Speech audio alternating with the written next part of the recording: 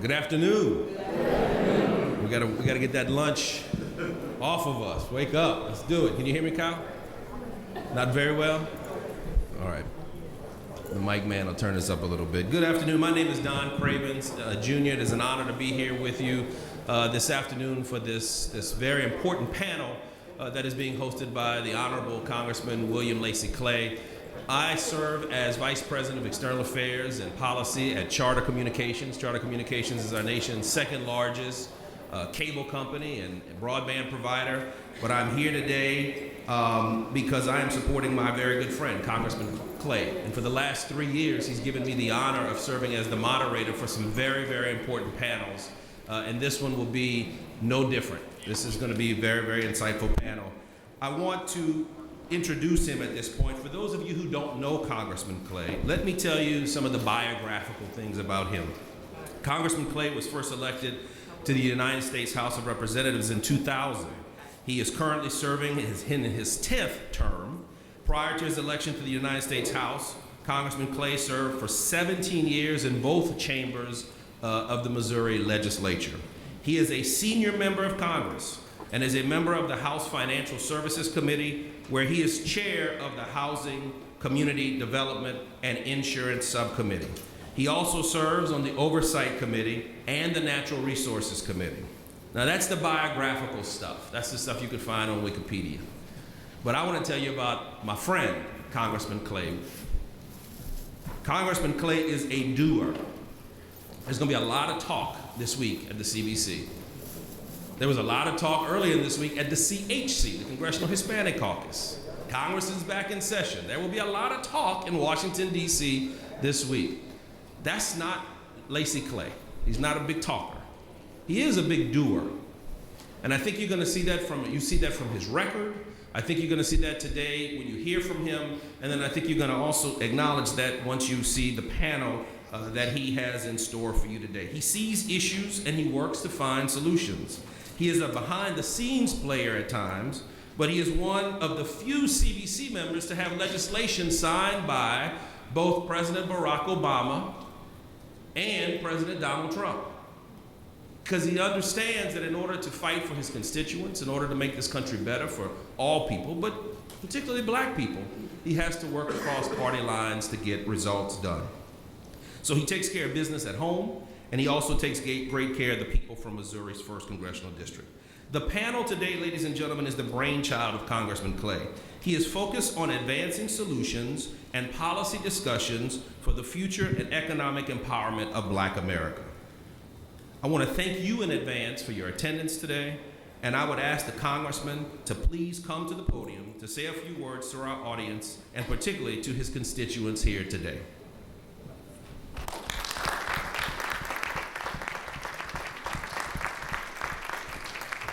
Thank you so much, Don, for that introduction and those kind words. I probably need to take you on the road with me back home. Let me thank all of you for coming to our panel this afternoon. Today's subject matter was derived from my work and efforts on the Financial Services Committee. Hearing after hearing, we work to right the wrongs of the past and fight against the proposed wrongs of the present to bring opportunities to all Americans. But you know, for generations, it was stated by some and intimated by others that there was something inherently wrong with us as a people, as demonstrated by the poverty and the lack of wealth. No mention was made of how we got to that place. But if you know your history, and we will help educate some of you today, there have been structured government policies in place that have limited Black American progress and economic opportunity. I strongly believe we should acknowledge the past and rectify some of the damage through structured government policies and incentives. Generational lack of wealth on the part of any large group of people is bad for the American economy. As good Americans, we need to work to fix it. We are strong people, deserving of all the promises of this country. We helped build it and helped it prosper. So thank all of you again for being here today. Now, for those of you of a certain age who don't like to read everything on your phone, I have copies of articles, reports, and research from our esteemed panelists on the table outside our room. Make sure you get your copy after the panel discussion or during, if you can do it quietly. And now I'm going to take my seat, and we are going to hear from Mara Cheeks, Jason Wright, Lamont Cole, and Professor Darity. And Don, please join in with your expertise about the racial wealth gap, solutions, facts, and truth. So thank you all for being here, and let's have a spirited discussion.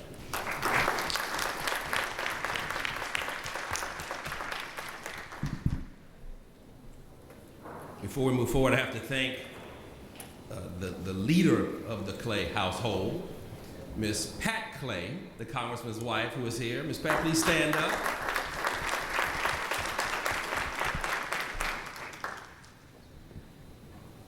Thank you, Congressman. And again, I want to thank the Congressman so much for his leadership and for his guidance and his friendship.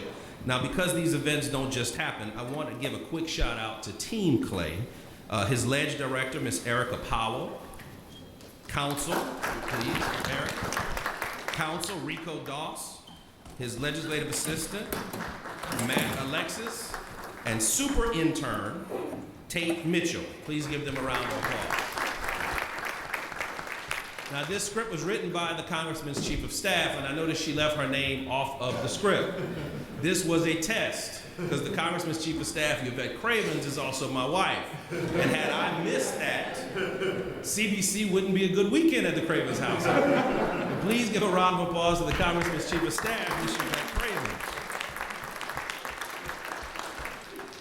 All right, we've got a myriad of issues to discuss this afternoon, and before I introduce the esteemed panel, I want to set the stage for this discussion today on the racial wealth gap.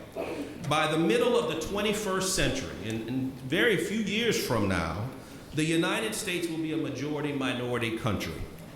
If we hope to ensure a strong middle class exists, and as we know, based upon our history, the middle class is the backbone of our country. If we are going to ensure that a strong middle class exists, then the financial health of households of color must become more urgent than they have been. Closing the persistent wealth divide between white households and households of color, which is already a matter of social justice, must also become a priority for broader economic policy. Now, we hear about the wealth gap all the time, and my wife and I were talking about this. I think when we think of the wealth gap in our minds, we all see it very differently. But I wanted to show you what the wealth gap actually looks like, brothers and sisters. So this is the wealth gap as it existed in 2016, so not very, very long ago.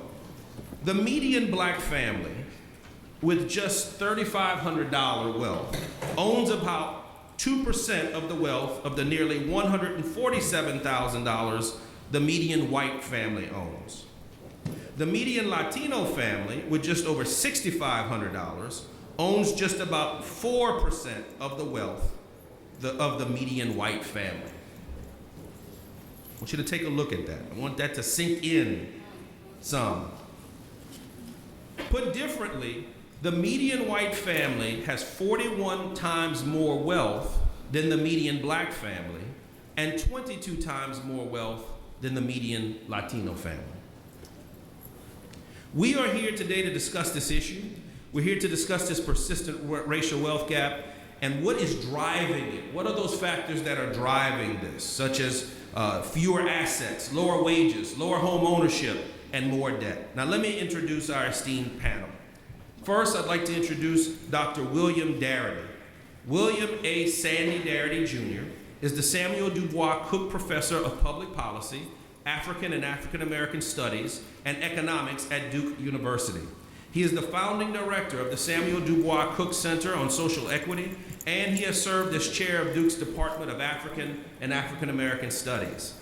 Darity's research focuses on inequality by race, class and ethnicity, the racial achievement gap, skin shade, and labor market outcomes, and the economics of reparations, amongst many other topics. He has been a visiting scholar at the Russell Sage Foundation, a fellow at Stanford University, and a visiting scholar at the Federal Reserve's Board of Governors. In 2017, he was named to Politico's 50 list of the most influential policy thinkers. He holds a PhD in economics from MIT and has published or edited 13 books and more than 250 articles in professional journals. Fun fact about Professor Darity: he is the only panelist to receive a shout out during one of the 2020 Democratic presidential debates. He has since become a social media star, and as my 20-year-old daughter has said, he is #trending. Give it up for Dr. Sandy Darity.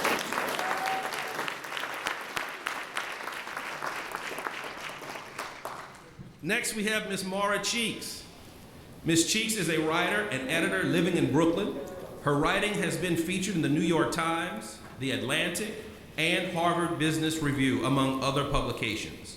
In 2019, The Atlantic selected Ms. Cheeks as the magazine's first masthead reporting resident, where she wrote a feature story on the racial wealth gap. She holds a BA from the University of Pennsylvania and her MBA from New York University. Fun fact about Ms. Cheeks, about Maura: she is the daughter of Basketball Hall of Famer and 76ers point guard Maurice Mo Cheeks. Please give Maura a round of applause.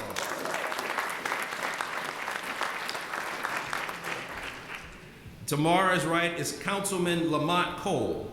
Councilman Cole has served as councilman of District 7 in Baton Rouge, Louisiana since January of 2016. During his service, he gained national acclaim for his activism and advocacy for police reform in the wake of the Alton Sterling murder. Most recently, through Cole's advocacy and community organizing efforts, Chief Murphy Paul, the chief of police in Baton Rouge, publicly apologized for the officer's involvement in Sterling's murder. In addition to his work, he has led the charge to execute a disparity study, which is required by law, to provide a comprehensive analysis of just how fractured the economic distribution system in his city is. In his non-political life, the Honorable Cole serves as a chief academic officer of a network of public schools. His mantra, and if you know them, you can actually hear him say this: "There's only 2 times in life when one must commit him or herself to any level of significant success when working to serve people: when you feel like it and when you don't." A fun fact about Brother Cole, and I did some research on this. I know Brother Cole, I've been knowing him now for a couple of years, but I didn't grow up with him, but I had to search for some fun facts. He was actually born in Brooklyn. And every summer, Lamont would go to Brooklyn during the summer, and apparently would come back to Louisiana with a slight Brooklyn accent, Congressman. And rather than "what's up, y'all," which is what we would say in Baton Rouge, he would say, "What's up, B?" So they had to break him out of that. They had to break him out of that every summer. He also had a short-lived rap career, and I'm sure many of you have heard of Monty C, haven't you? No? Okay, all right. Ladies and gentlemen, Councilman Lamont Cole.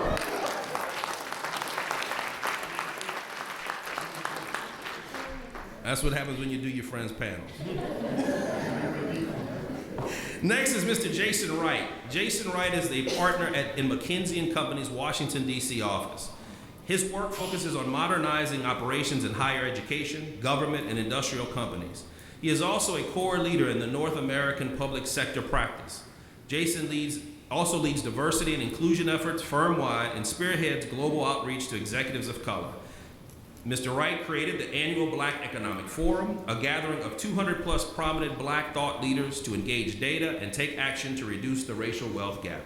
Jason is also on the Board of Trustees at Union Theological Seminary, and prior to joining McKinsey, he was a running back in the National Football League. Jason has a BA in psychology from Northwestern University, where he was an academic All-American student athlete and a two-time All-Big Ten football selection. He received his MBA in operations and finance with honors from the University of Chicago Booth School of Business. Fun fact about Brother Wright, he is a member, Congressman, of the oldest and boldest and the coldest fraternity, Alpha Phi Alpha Fraternity Incorporated.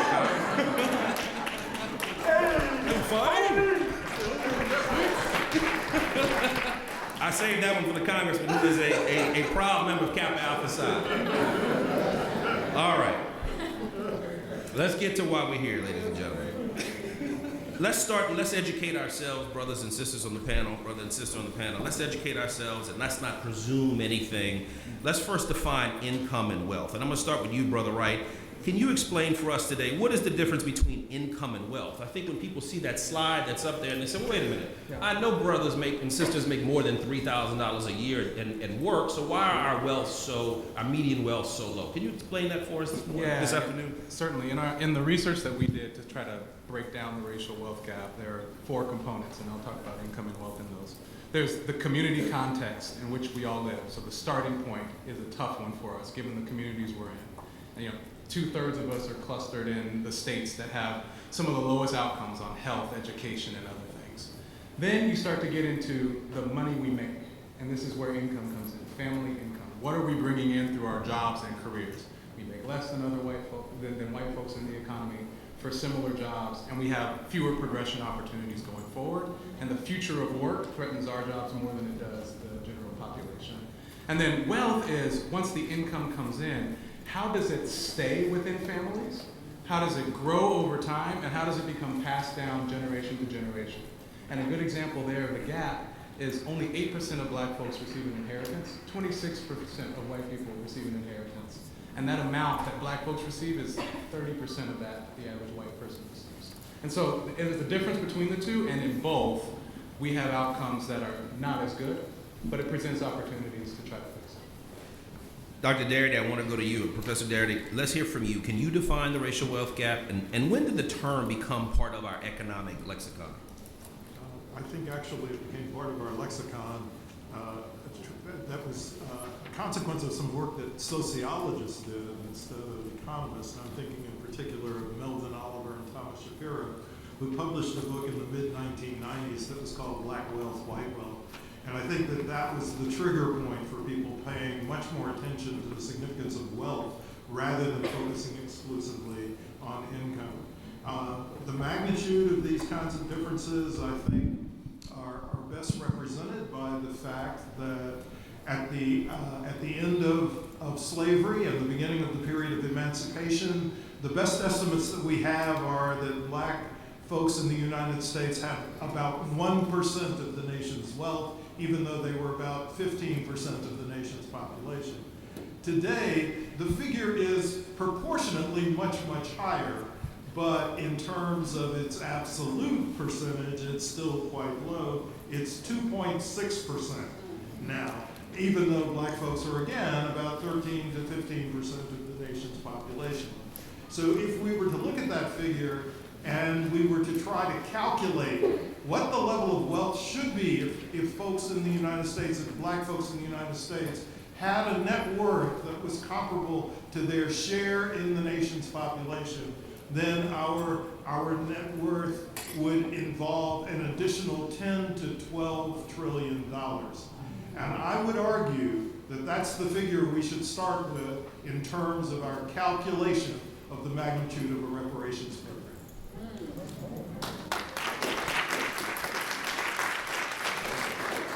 Professor Darren, I want to go just even a little deeper into some of that historical narrative you just talked about. We believe, or many of us believe, that the disparities that exist between blacks and whites can be traced to the public policies. Slavery, Jim Crow, redlining, mass incarceration, environmental racism. Implicit and explicit policies have consistently inhibited us from having access to some of these opportunities. But many of my friends say we need to turn the page. Even some of my black friends say we should turn the page. We've had a black president. Can you share your thoughts on how the past specifically reflects on our present economic condition? So I think that the beginning point for our past reflecting on our present actually goes back approximately 154 years to the point at which newly emancipated black folks were supposed to have received 40-acre land grants. That did not occur. In fact, the process began, but as a consequence of Andrew Johnson succeeding Abraham Lincoln after Lincoln's assassination, the process of the provision of those land grants was interrupted, stopped, and the land was restored to the former slaveholders. And that's the beginning point for talking about the racial wealth gap in the United States. Now, there's a host of additional policies that you mentioned that follow through, but I also want to add that in addition to public policies, there was a sanctioning of the destruction and the seizure of black accumulated property that took place in a variety of circumstances in which whites engaged in intensive massacres of black people and destruction of their communities, particularly those communities that had relatively prosperous business districts. And these were systematically destroyed in white massacres, but then subsequently they were destroyed by the way in which the federal highway system was cut through black neighborhoods across the country. And so we do have to think very carefully about the historical conditions that have led to our present situation.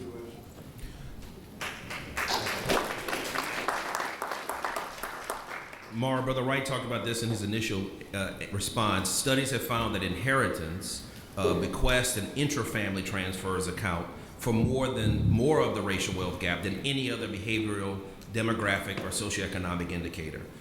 So did that fact impact why you chose to focus on intergenerational wealth while writing about the wealth gap? And what was the most striking statistic or fact that you found while you were researching for your piece?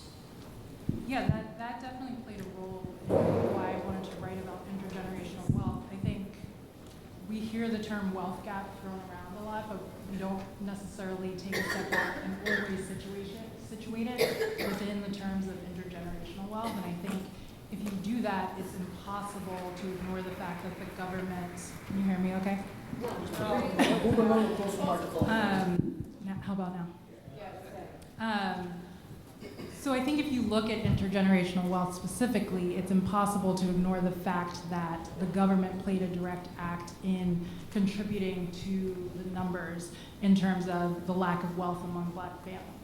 The most striking fact that I found actually came from Professor Darity's work from the panel study of income dynamics, which is the longest running longitudinal household survey.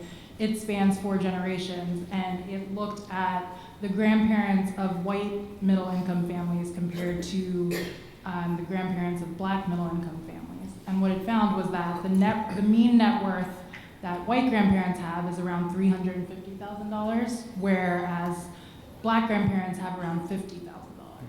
And so that to me is just so striking because you're looking at the safety nets that these two different groups are working with. And so one group has the ability to help their grandchildren with a down payment on a home or to start a business, and the other group less so. Councilman Cole, I want to move to you, and I just panelists, if any of you want to chime in on any of the other questions, please do. We want to have a discussion this afternoon. Councilman Cole, I want to turn to you. I find it interesting that inequities come to light in the aftermath of tragedies, in most cases for African Americans. Since the Kerner Commission, which was a commission established by President Lyndon Johnson in the aftermath of the widespread urban rioting in the 1960s, America hasn't learned the gross inequities between the races can't stand. Can you tell us about the aftermath of the death of Alton Sterling and what became evident about Baton Rouge's economics and its people? Thank you for the question. Thank you for the opportunity to speak on the panel, Congressman Clay. And let me apologize to anyone in the audience if any of my comments are offensive to you, but I will not apologize for what has been my task, and that is to always fight to decrease the wealth gap for black people in the city of Baton Rouge. In the immediate aftermath of Alton Sterling, while many of us were protesting, myself and my colleagues sat down and we said to each other, protesting is great, but if there's no real policy change based on the roles we serve in, then protesting is for naught. And oftentimes when we protest in our cities after events like this, those in power say, let them do that, it'll die down in a while, the police will handle them, and we'll be back to normal. There are 5 of us on the council in the city of Baton Rouge with a 12-council makeup. Now, I am the only black male on that council with 4 outstanding ladies, 2 of which are here in the audience, Councilwoman Erica Green and Councilwoman Shauna Banks, who I have to give a round of applause to. Because what we sat down and said was we put together a long-term strategy so that while other black folk were protesting and quite frankly white folk were laughing, we were planning. Not only were we planning, we were plotting on how we were going to get policy and ordinances changed and passed so that black people could see some progress in our city. Give you an example, we have a $900 million budget in our city. And of the $900 million budget, black folk receive less than 10% of the contracts that are distributed. And every month, money goes out after each council meeting. Money is distributed to the same individuals after every council meeting. And what we decided was, we're gonna walk out of this council meeting and shut it down so that no money is distributed to anyone. And then when they ask us why, we're gonna say, until we begin to see money distributed to small businesses, minority-owned businesses, nobody is going to receive anything. Nobody's going to receive a check. Nobody's going to be able to pay their light bill until we start to see that. And what do you think the powers that be said? We got to do something with these folks because they figured it out. Until we do some policy change, until they get some policies passed, the status quo will remain. What happened after 15 years of trying to pass the required disparity study so that we could do a set-aside for small businesses, we finally passed it in 2018. And now we're getting ready to discuss the results of that disparity study because what we recognize and that we know is this. It's going to tell us black folk don't earn any money in the city because we don't let them. And what we're saying right now is black folk gonna earn some money in the city or we gonna tear it down. It's very simple. We will destroy the city of Baton Rouge if black folk don't earn any money. And to that end, what we were able to do was pass a $1.6 billion road tax. Very similar to what Maynard Jackson did in Atlanta. And now that we've done that, they said to us, well, you can't come to the table, or we can't find people to come to the table who have the capacity to do the work. Small black businesses don't have the capacity to do the work. We hear that sometimes and we accept that as being okay. Well, we then said to them, let's change the structure of how we use these small black businesses. Instead of bringing them to the table as subs, let's bring them to the table in a joint venture so they receive the exact same amount of money when the money goes out, whether they have the capacity to do the work or not. Let me say that again. Joint venture, instead of having a company who has the capacity, go get a small company and say, we're gonna use you as a sub where you get less than 5% of the money. We say, if you come to the table as a joint venture on a project, whatever monies go out to the big company, you get the same amount of money to the small company. So if the big company gets $5 million on this project, you get $5 million being a joint venture, whether you have the capacity or not. Now, some of you in the room may not fully understand, but let me break it down. We call it the rule of 4. If you got $3 and I got 1, nothing gets done. But if you got $2 and I have 2, we have 4. Together we can do a whole lot more. So at the end of the day, if we don't have the capacity as small businesses, if we come to the table on citywide projects in a joint venture, we then can have the same amount of money and we can build our capacity. We've been able to do that through some strategies that we've implemented and put to place. And I think as we continue to move forward, we're going to continue to see progress in the city of Baton Rouge. Because as I said, to a room full of rich, really rich white folk, if we don't make any money in here, we're going to tear this place up. And then let me say this, that wasn't the language I used in the room with them. Because when they came to the table, they want the whole table, and normally we want a piece. So when they came to the table, they asked myself and Sean and Erica, what do we want? We want the same thing we want. We want the whole table. And if you can't give us the whole table, we're going to take the table. And that's what we've been able to do.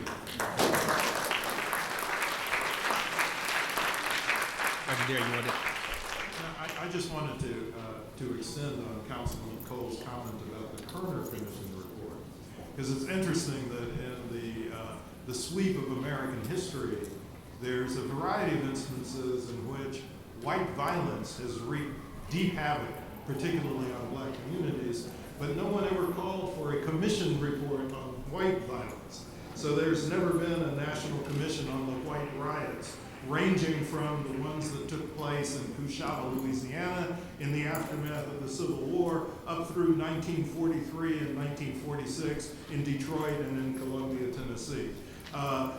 This also includes the most notorious white massacre, which would be the one that took place in Tulsa, Oklahoma in 1921, which eviscerated one of the more prosperous black communities altogether. And there's never been a national commission on that. There's never been a national commission on white lynchings of blacks, and today there is no national commission on police lynchings of blacks. And so, indeed, the question needs to be raised, why do we only have national commissions when there are black uprisings, but there has never been a national commission to address white uprisings?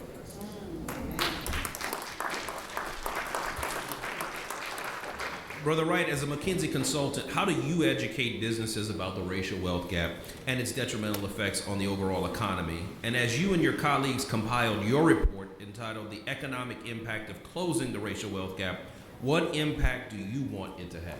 Yeah, that's a good question. I mean, we're a unique participant in this panel, right? Like, what is McKinsey's angle on this? I think for us, there is clearly, as has been laid out here, a moral and historical argument for investment in black communities. And what we wanted to do were a couple things with the research ability we have and the stature we have in the business community. The first was to lay out a dispassionate fact base. Because frankly, there's not as much research dollars and attention put on black folks as there are on other economic development topics. And so we wanted to lay out the case for what type of investment would help close the racial wealth gap. We then wanted to be able to put it into words that the people who don't normally participate in this conversation would understand. And that's in terms of GDP and economic output. And when we looked at spending on things like tangible assets like housing, and things like daily consumption of goods, and investments in the stock market, if you close this gap, based on a few assumptions, just based on how the racial wealth gap has been expanding over the last 12 years, it's worth $1.5 trillion in the US economy. That's $1.5 trillion. That is a bigger economic boost than the dot-com boom. It's 6% of GDP. I mean, this is a significant thing. And it's not just for us. That is black dollars in our pockets going to businesses of all stripes, people from all backgrounds, including black businesses, but including white businesses and large corporations. So the benefit is to everybody, and our hope was by making that case, we're able to, one, allow people that are working on it, the people on this panel and the people in the seats, to see where their initiative fits into the framework of what can move the needle on this, and then to galvanize a set of stakeholders who would not normally engage on this because now they see themselves in it and help to move them to action. That was our intent. We're not policymakers. We don't do legislation. Our whole McKinsey team is nervous that I'm sitting here talking with policy people. But it is, we have an angle here that is related to business stakeholders and the overall economy. Well, Brother Wright, we're glad to have you. Yeah. And we appreciate your research and your work. Yeah, and you need to be here. I'm going to pose this to the panel. Black folks are always told that if we go to school, we get educated, shop black, bang black, be like other minorities, there would be no racial wealth gap. And we have told that to one another. And I'm up here not saying that those aren't great things to do, but I do want to ask a very specific question. I'll start with you, Dr. Darity. If we did those things, would that solve our racial wealth gap issue? So we've done many of those things, and it clearly has not solved the racial wealth gap. Say it again, Doc. We've done many of those things, and it clearly has not solved the racial wealth gap issue. With respect to education, for example, black heads of households who have a college degree have 2/3 of the net worth of white heads of households who never finished high school. With respect to the relationship between income and wealth, whites who are in the lowest 20% of the nation's income distribution have a higher median wealth than all black folks taken together. Fully employed blacks have a lower level of net worth than whites who are unemployed. Now, people have also talked about various behavioral explanations for why the wealth gap exists, instead of focusing on what Mara Cheeks was emphasizing, which is the intergenerational disadvantages that some social groups have vis-a-vis others. But one of the behavioral arguments that people frequently advance is this notion that black folks have too many single-parent families. Problem with that explanation for the wealth gap is that white single-parent families have more than 2 times the wealth of black 2-parent families. And then there's the argument that we spend too much, right? That the bling factor, that we consume too much, we waste our money on the wrong things, and we don't save enough. But if you control for family income, blacks actually save slightly more than whites. In fact, the most recent estimate I've seen, once you take into account family income, is that white households spend 1.3 times more than black households. In fact, that's attributable to the situation in which whites start out with a greater level of wealth. That's why they can spend more out of a given amount of income. Finally, you made mention of this notion that our purchasing behavior in terms of who we buy products from is wrong-headed. That we don't buy enough from black businesses, we don't bank sufficiently black. So I've already mentioned that there's been a historic destruction of black business districts that took place that's a prelude to the current circumstances via white massacres and the way in which the highway system was engineered. But it's also the fact that the sheer low levels of wealth in the black community harm the sustainability and the startup capacity for black businesses in the first place in an environment in which we have discriminatory access to capital. Finally, I want to mention that the scale of black enterprises is so small that a full expenditure of black consumption activity on black businesses certainly would enhance their performance, but it would not make those businesses comparable in scale to white corporations. So, for example, in the present moment, there are about 2.6 million black businesses. They generate about $150 to $160 billion in annual sales. Walmart alone generates $500 billion in annual sales. Well, I guess I just want to back up too and say that the New Deal policies that created the middle class excluded black people. And so, like, to look back at that, when Social Security was created, 65% of African Americans were excluded. And they did that not by saying we're going to exclude black people, they did that by saying we're going to exclude agricultural and domestic workers. And so that's one factor. And then with the GI Bill, black veterans were denied the same benefits as white veterans. They were steered towards low-paying jobs by the administrators of the GI Bill. And then we have the impact of redlining. And so all of those things have contributed to where we are now.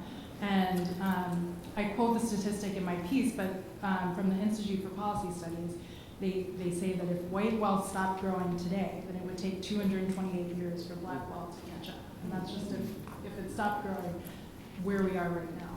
And so all of those things have contributed to the present moment. And so when people spout the myths of black wealth or the causes for the wealth gap, I think it's crucial that we have to continue to say that it's not a factor of the present moment. It's all of those things that have led us to where we are today. And I think one of the things to add to the conversation about black businesses, and especially access to capital, it's a well-documented challenge that there's access to physical capital disparities between white business owners and black business owners. Lots of research on that.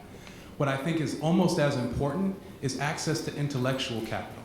And we were just talking about this with Maura's grandfather, who's a business owner, black business owner for many years. And when you are a black business owner and you start out in your industry with a startup and you have your first set of questions about taxes or how to make your first hire and do benefits and insurance, most white entrepreneurs have a dad, a cousin, an uncle, somebody that they go through who they also probably raise their physical capital from that can give them expert quality CEO level advice on that topic that allows them to accelerate their business and grow. You know, what are the methodologies, and it's some of the things we're trying to think about. What are the methodologies by which we can capture the experience in Maura's grandfather's head and other black business owners to help translate that to black entrepreneurs who then don't have that same gap and don't have that same systematic barrier to getting their business off the ground in the soft ways that matter as well. And we have a relative advantage there too. 20% of black folks have started a business. Now, most don't get to scale, and that's for all the reasons that were just laid out. But how do we start to leverage what is a potential point of strength, one of the few bright spots, and build that over time? I want to go to you, Brother Cole, and then I want to come back to Maura and her grandfather. But go ahead. I want you to talk to us about some of these myths that we've been trying to debunk. Well, I just want to say this. In the city of Baton Rouge, if we're talking about statistics, for every $1 a white person makes in Baton Rouge, a black person makes 46 cents. And so when we start talking about education, you know, we have 2 universities in the city of Baton Rouge, Louisiana State University and Southern University, and I have a degree from both. But I have a counterpart. We started our careers at the exact same time. He's a white man, I'm a black man. He makes 3 times as much money as I do doing the same work. And so the reality of the situation is he's able to do that and not have some of the challenges and not carry some of the burden that I have, because he had parents who had a higher education. And in addition to having parents who had a higher education, he also had what we know to be one of the biggest wealth closing initiatives in the country. They had property and home ownership. And so because they had property and home ownership, he didn't have to carry the burden. He was inheriting financial resources that allowed him to go to college and be debt free. Whereas when I went to school, I had to get loans. I had to be burdened with getting a job. I had to be burdened with having to work extremely hard while in school during the day and then at night. And so when we come out of school, we have the burden of having no property because our parents didn't give it to us. We have the burden of having an education with a whole lot of debt, so we can't increase the wealth and lower the debt because we got to pay back our student loans at a higher rate than most of my white counterparts. And so what do we have to do? Well, we sit down, and again, I'm going to keep bringing it back to policy change. We have to create policy that gives people an opportunity to close the wealth gap. So what did we say in Baton Rouge? Over 8,000 parcels of adjudicated property. We want to create a moat-to-own program. So if you live next door to an adjudicated property and you choose to maintain that property for a 2-year period, you then can own that property without having to pay a dime for it, as long as that we can make sure we transfer the land and clear title. And so what does that do? That increases the opportunity for individuals in our city to own property, to own homes, and then to increase their wealth while still trying to decrease their debt. So the myth that an education is enough is false when we start thinking about what did we come to the table with prior to getting an education. We started so far behind to our counterparts. Maura, let's give them all a round of applause.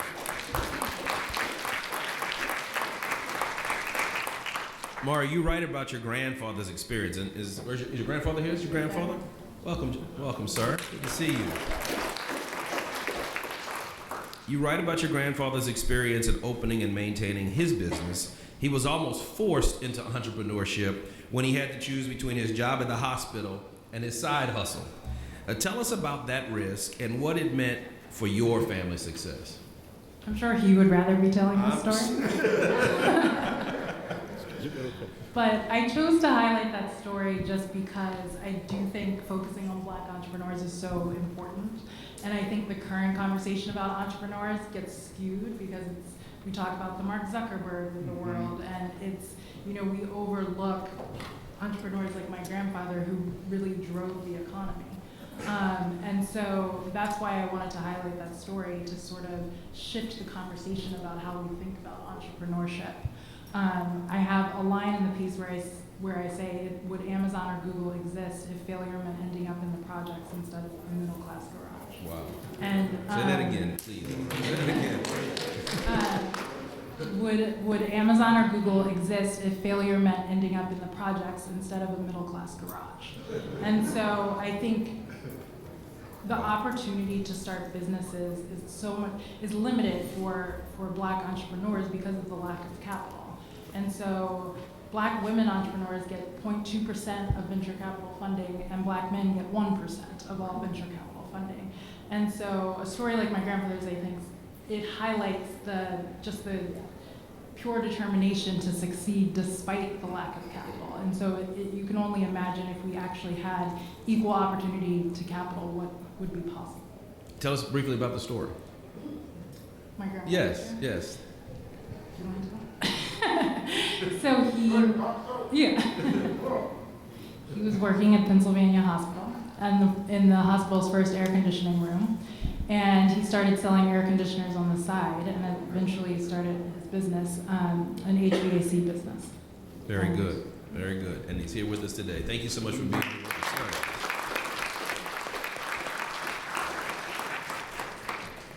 Jason, I'm going to go back to you, and I want to talk a little bit about government policies, past and present. And we've talked about some of these things, but I want to hone in on a few more, a little bit more specific.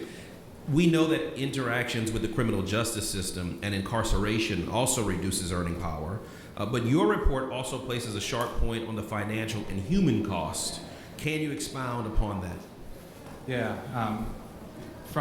it's just numbers, right? This is just facts and data, no angle. But 40%, you have a 40% earnings hit if you go to jail. And that's over the course of your lifetime.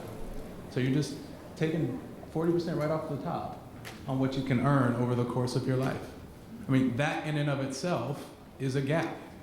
And then you have to retrace then into the systemic reasons that we are more heavily incarcerated than other folks, which the other panelists can speak to much more eloquently and with more sharpness than I can. But it does beg the question, especially as we look forward to the future of work. And one of the places we've gone deep in our research is on the impact of automation on the African American workforce. We are 10% more at risk of job loss than the average population. The only group that has it worse are Latinos and Hispanics. And that amounts to 4.5 million jobs disrupted by 2030 through existing available technologies. And I'll just give an example. There's a set of jobs that you can get as someone who's been formerly incarcerated. The sort of quintessential black male job is truck driver. It's one that can get you a middle-class wage. There's not a huge education barrier to getting in. It's a decent living. 81% of that job is automatable today with existing and available technologies. For the quintessential white male job, software developer, it's higher salary in the first place. It's less wear and tear, it's better for lifestyle, but it's also only 15% automatable today with existing and available technologies. And so the economy is going to evolve. We're not going to unwind this momentum, but what are the ways that we can be thoughtful about the jobs in which we are placed through initiatives like reskilling, finding compatible jobs that don't require a huge barrier of education that has its own systemic barriers in it, that help us have a better situation in 2030 than what the current pace is. And I'll give sort of an example here that would apply to the folks who have been incarcerated and have that hit and have fewer opportunities. Truck drivers, while the news is bad today, we've run a proprietary algorithm that shows, based on the skill set somebody has in their job, what is the next best job that they can get that is not heavily automatable in the future economy. And truck drivers have another place they can go. Supply warehouses, which are popping up everywhere. Data centers, which are popping up everywhere. Amazon's network is growing bananas over the next 10, 20 years. There are supervisor roles in those warehouses that are almost identical in the skill set to what a truck driver has to do in terms of planning and scheduling. A little bit of learning a new user interface and technology, and boom, you've got a new role. So there are ways for us to be thoughtful for folks that have been incarcerated, and just in general, the jobs that we're in that are at risk, that can help us be better positioned in the future. I'm glad that Brother Wright brought up the future of work, because it is an issue, brothers and sisters, that we should absolutely be paying particular attention to. He's absolutely right. We want to see our country automate and be successful and the economy change, but as he said, brothers and sisters work in many of those positions that will be automated. Security guards, Yeah. right? You talked about truck drivers. Yeah. Those are trash men. Yep. In D.C., that seems to still be a job brothers do. Yeah. When those, as you know, those trucks have technology now. They can go pick up the trash. They don't need a brother in the back. When those brothers are displaced and those sisters are displaced, when the Uber driver now is a machine and not a person, and a lot of us drive for those shared rides, where are those brothers and sisters going to find jobs? And we've talked about this gap that's already existing in 2016. What does it do for the gap as we go forward? And so all of you who are policy leaders and politicians and government leaders and thought leaders are just brothers and sisters who care. because you wouldn't be here if you didn't. We also have to take into effect, we also have to take into thought what Brother Wright just said, because it's coming, and we will deal with it, but our children will absolutely be dealing with it. And I'll just add one thing to that for policy leaders in the room. You know, again, we don't make policy, but there's data that can help you. And one of the things I'd encourage you to examine is your local and regional economic outlooks. And one of the things that we did in our future of work research is we built a database that goes county by county. So if you want that information, our team does have it. They're probably freaking out right now, like you're offering this up. But we have county by county data on what the economic outlook looks like by race, by job and occupation by 2030. And there's some interesting results in some counties, because some of it is just where we live, as we talked about, and some economies are going to do better than others. But there are certain counties that look odd in our data set, where the disproportionate burden of the loss of jobs will fall on black folks. So there are certain counties where the economic outlook is not actually that bad. But when you look at it for black people, there's 150% job loss for black folks in that community in terms of the number of jobs available over that time, where for white people and some Asian Americans in this particular county I'm thinking about, that actually grow over that same time period. And so the thinking is, why is that the case? And that's not our lane, but we can provide that data. To your point about black folk going to jail and how that destruction or how that occurrence has an impact on their ability to be hired, let me bring it back to policy. In the city of Baton Rouge, we were looking at, myself and my colleagues, we were looking at why and what was it that black males were being arrested for the most? What was it that black males, and oftentimes black females, what was it that they were being arrested for the most? And what we found was they were being arrested for small possession of marijuana. They were being arrested, taken to jail, and oftentimes having to sit there 3 or 4 days, and then when they were being released, they would lose their jobs. So what could we do about that? We sat down and we decided we wanted to decriminalize marijuana. And so in our efforts to do that, we were able to decriminalize marijuana. So if you're caught with less than 14 grams of marijuana in Baton Rouge, you receive a ticket instead of being taken to jail. Well, then once we did that, we had to look at who was the gatekeeper, who were the judges, who were the city prosecutors, and of course, who was the parish attorney, who was in charge for working with the city prosecutors or appointing the city prosecutor to make sure even if the sheriff arrested one on a state statute, we could make sure they did not go to jail. So what we did there was say, the parish attorney we have in place is not getting it done. So I took the hit and called for her removal. She'd been there 30 years. And I took the hit and called for her removal. A white woman who disproportionately, clearly attacked black males and black females in the city of Baton Rouge. And I called for her removal, right? And everyone in the city told me, you better stop messing with that white woman. Everybody in the city told me that. It was all over the paper. We had her removed. And then in our conversations and our strategy, we appointed a black male who we know cares about our community. The first black male to be the parish attorney in the 200-year history of the city. We appointed a black male. Now again, this was all strategy, and all of us worked on this together. We all had a role to play. We had to trick some people. But the reality of the situation, what he then did last week was appoint the first African-American female to be the city prosecutor in the city's history. So now what happens when the law tries to play games with our people? You're arrested, I'm gonna arrest you on a state statute, you're going to jail. Then they call me, or they call Eric, or they call Sean, and then we call Brandy and we say, hey, he coming to jail, they trying to mess over him, let him go. That boy gotta go to work tomorrow. And so again, these are the ways that policymakers in the room have to begin thinking about when you take the data, you use it, how do you put it into strategy and policy that we can actually help out people? Thank you. I had a couple of additional thoughts. One is that I think we've been focused on how exposure to incarceration decreases resources that people have through job loss, through access to lower paid jobs and the like. I'd like to flip the script so that we could think about the other relationship, which is whether or not your odds of being incarcerated are reduced by being wealthier. And in fact, they generally are, but not so much for black folks.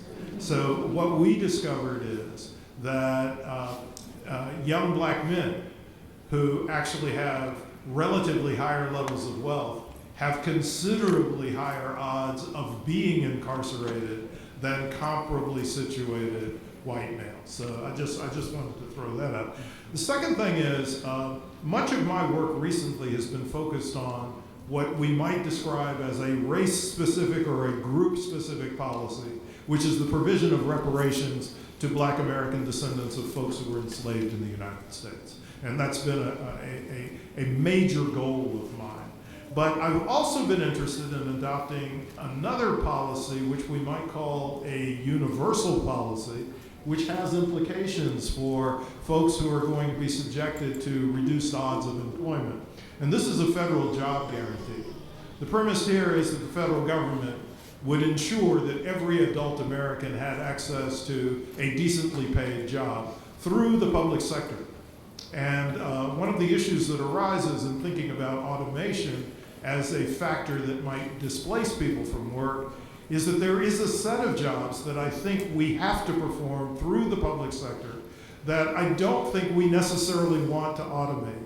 And these are jobs that fall in the category of care work, elder care, child care, and the like, which we should professionalize and we should standardize through a national employment service. And so that's one of the set of jobs that could be performed. And to the extent that we have a major problem associated with the climate fate of the planet, the capacity to transform our energy sector to a greater degree of reliance upon solar energy is something that could also be executed by folks who are employed through a federal job guarantee. So I think we need to think about a range of policies that would be complementary with a reparations program that could be beneficial for our nation as a whole.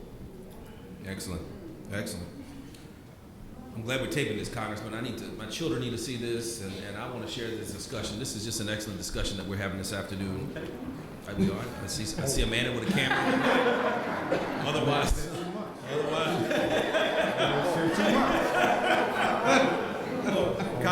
Congressman Cole said you're saying too much, huh? But you're talking truth, brother. I want to move to housing policy, if we could. And I'm going to start with you, Mar. In your paper, you write in the Atlantic article, about the importance of home ownership and the journey of Ms. Josephine Jones. Can you share with us a little bit about her story? Sure. I met Josephine's daughter, Wendy, through doing some other research because Wendy believes that her mom was the first Black woman to be a manager in the Fortune 500. And so then in talking with Wendy, I learned more about Josephine's story, and we sort of got on the topic of when they purchased their home in Harlem.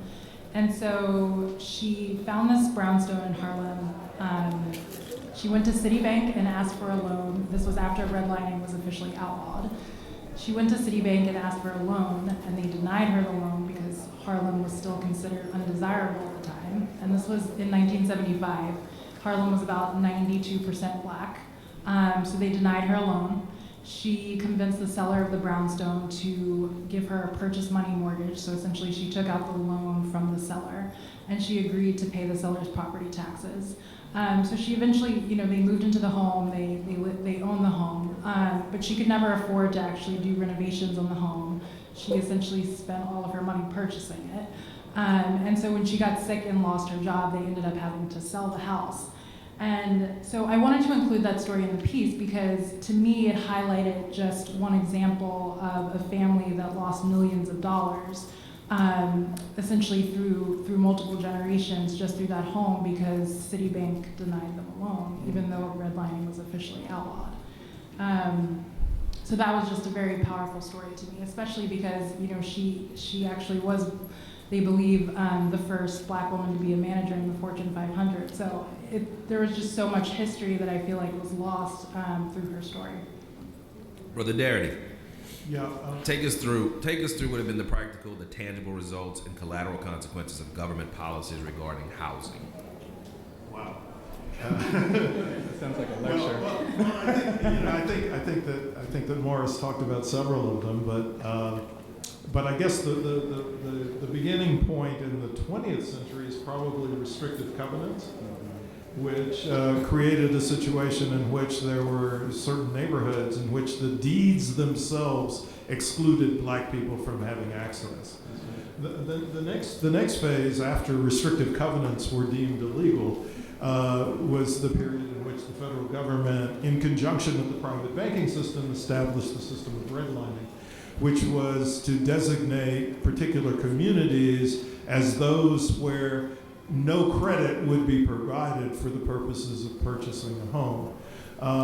And then we had some social policies that begin with the New Deal but extend into the GI Bill and the federal home loan subsidy programs that were supposed to provide people with resources that would enable them to make down payments on new homes themselves and build equity in their homes, which is how we created the modern American middle class. And black folks were systematically excluded from the same opportunities to engage in that. I think with respect to the GI Bill, well, Kirsten Bowman, my wife, and I have a book that's forthcoming on reparations. And in that book, we found, in the process of doing research for that book, we found that in the state of Mississippi, there were only 2 black veterans who received any benefits from the GI Bill whatsoever, okay, after World War II. I quote in the piece too, at one point in Mississippi, 86% of the skilled jobs went to white veterans. That's right. That's how they assigned it. Yeah. And so in the one study in my piece, and also in Mississippi, 86% of the skilled jobs went to white veterans. So black veterans, they steered towards lower paying jobs and vocational careers, and then they gave the high paying jobs to white veterans. But I want to add this. Let us not romanticize home ownership as the only route to wealth. That's right. Okay. And there's 2 things I'd like to emphasize here. The first is that if we equalize rates of home ownership between blacks and whites, say we brought the black rate from about 45% to above 70%, which is the white rate, we would still have an issue with respect to differential equity in homes, okay? And that's something that would have to be bridged by a completely different strategy. The other thing I want to emphasize is that the folks with the largest amount of wealth in the United States, particularly those who are in the upper 20 to 25% of wealth holders, home ownership is a very small share of their total wealth. Okay, and so we have to think about other categories of wealth, particularly financial assets, as something that needs to be built up if we're addressing the racial wealth gap. Brother Jason, in your report, you detail how black families are concentrated in 16 states. In fact, 65% of the total black population is in 16 states. How does where we live directly impact our economic conditions and our economic mobility? Yeah, where we are currently located, it's roughly the East Coast and the black rural South. Right? That is basically where we are concentrated. 2/3 of black Americans live in these areas. And it's so stark when you look at it in our report. It's almost like there's an invisible wall going west. Right? The implication, though, is this is the fruition of all of the different historical contexts, policies, and actions that were described by the other panelists. We've been concentrated in these areas as a result of that history, but now the outcomes for those areas is relatively lower than it is for other parts of the country. So we have something that we use with our state and local government work called the Leading States Index, and it measures things like education, healthcare outcomes, infrastructure, viability, all sorts of things like that. And those 16 states have substantially lower outcomes on average across multiple dimensions than the other states where we are not more heavily concentrated. And so really it's just an evidentiary point that all of this had a very real cost that is now basically the starting point for us when we're starting our wealth journeys as kids, right?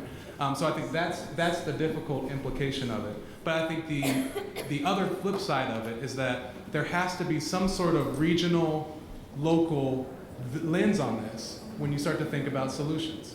Because the context in each county, in each city, in each metropolitan area is going to be a bit different.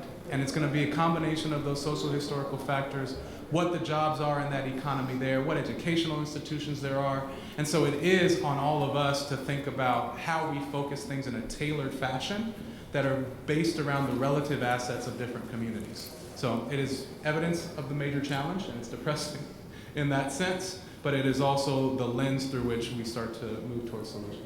Before we get to solutions, I want to talk about one more impediment or one more issue that I want us to just make sure we touch on, and that's education. Yeah. And Brother Cole, I know that we've talked about your civic job as a councilman, but you are also an educator.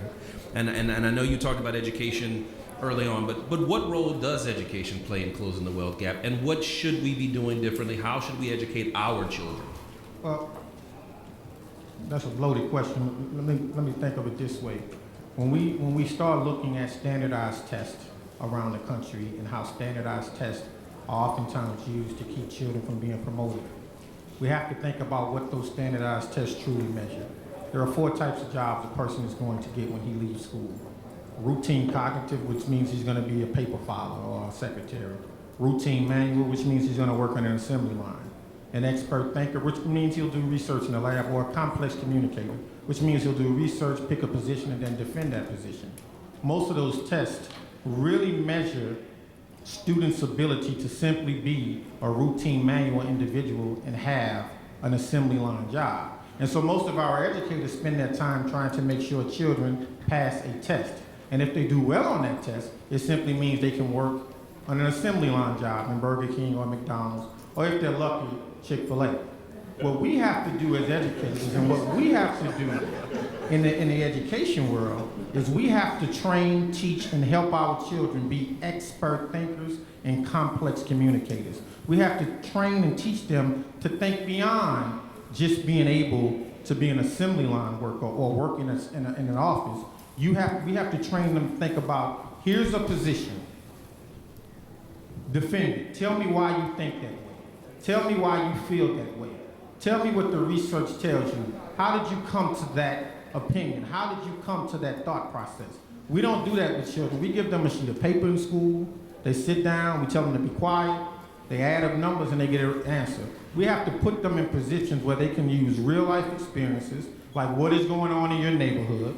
Why do you feel like your neighborhood looks the way it does? Why don't you work with some of your local legislators, some of the politicians who knock on your door during election season, and ask them some real critical questions about why your neighborhood looks the way it does, and then you guys come up with a way to address the issues in your own community. That's teaching children how to be expert thinkers and complex communicators versus saying to them, make sure you pass that test in April.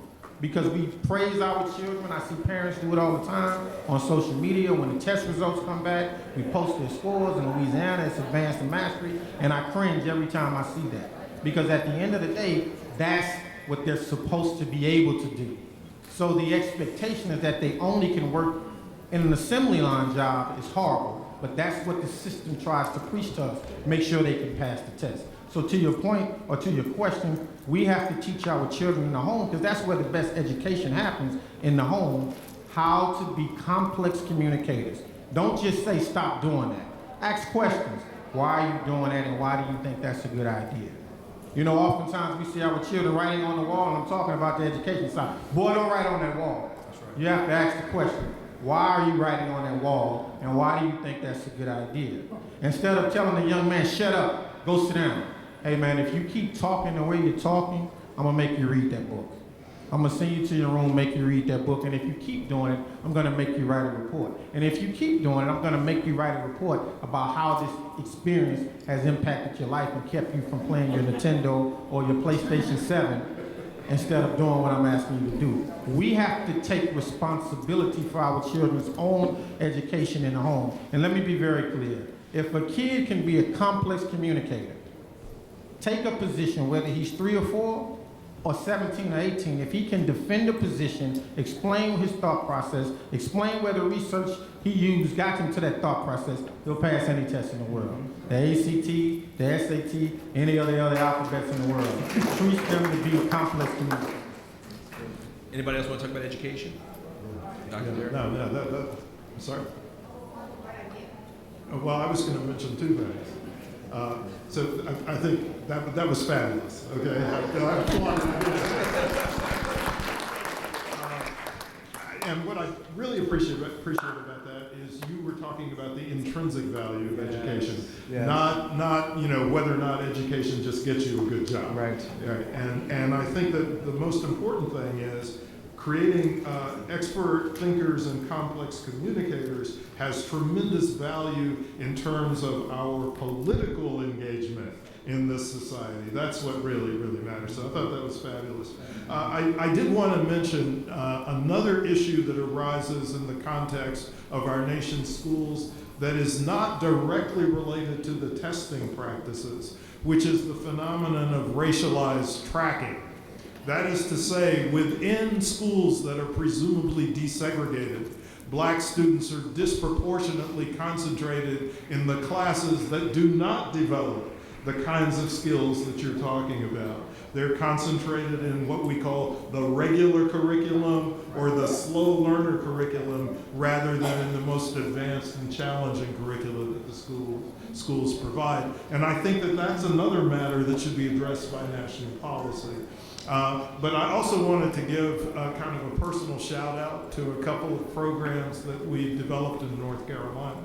So one is Project Bright Idea, which is an initiative to have all kids receive gifted quality education from the earliest years of schooling. So you universalize gifted quality education. And then the second is my research center, the Du Bois Cook Center on Social Equity, actually has a summer program that's in collaboration with the Durham Public Schools, where we have about 60 students every year spend about 3 weeks with us in the summer working on original research projects of their own on inequality. And these are students who range from the middle school years up through the later years of high school. And so I think it's our effort to try to do exactly that, is to nurture a community of expert thinkers and complex communicators. And to your point, Doc, last thing I'll say, in the 4 schools I supervise, there's no such thing as special education. We don't believe in special education. We believe every child can be brilliant. And so what we recognize, though, is every child shows up with a different point of academic need. And so I stress to our teachers and our administrators very simply, make sure every child has the ability to release his genius level ability, provide them with the support they need where they need it, and we're not going to worry about test scores, we're going to worry about developing citizens who can go out in their community and make sure they give back to the community. Very good. All right, I think we have done an adequate job of addressing the issue and the problem. We've heard a lot of bad news. I feel like I'm watching an episode of Good Times. If y'all don't know what Good Times is, ask the person next to you. But I want to talk about some solutions, because I think people here today also want to hear about how can we change the narrative? How can we begin to work on that graph that's still up there? I'm going to start with you, Lamont, because I want to talk about government. Yes, sir. We live in a country where some folks on some particular sides of the aisle think that government has no role and should just be out of things, even though those people want to run for government, run for offices in government. Let me talk to you about your idea of what role should government play in reducing the racial wealth gap. Well, I think very importantly, you have to think about government in 3 different sectors. Of course, there's local, there's state, and then there's federal. And then we have to recognize, first and foremost, what can each level do? Because oftentimes politicians will campaign on things and make promises they have no ability to make happen. Because there are certain things we can't make happen at the local level. There are certain things you can't make happen at the state level. So we have to be very clear about that, number one.